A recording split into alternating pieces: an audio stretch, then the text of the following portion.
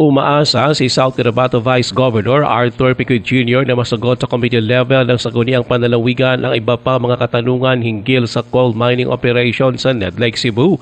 Ito ay matapos hindi makadalo sa kanilang question hour noong Lunes ang mga kinatawan ng mga ahensya ng pamahalaan tulad ng Mines and Geosciences Bureau MJB at DPWH.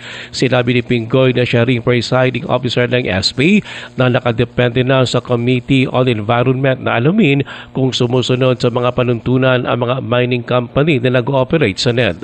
Dagdag pa nito, nakapagsagawa na ng consultation dialogue sa mga mamamayan sa lugar ang mga kumpanya na humihingi ng expansion ng kanilang operation. Ayon pa kay Pingoy, lumabas na may mga reklamo ang mga residente. Kaya ayon kay Pingoy, hindi magiging madali sa SP na magdesisyon.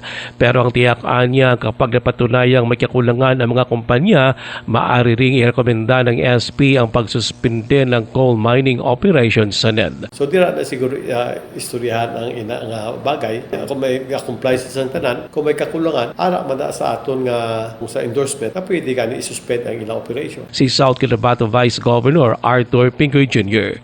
Ruel Osano, NDBC Bida Balita.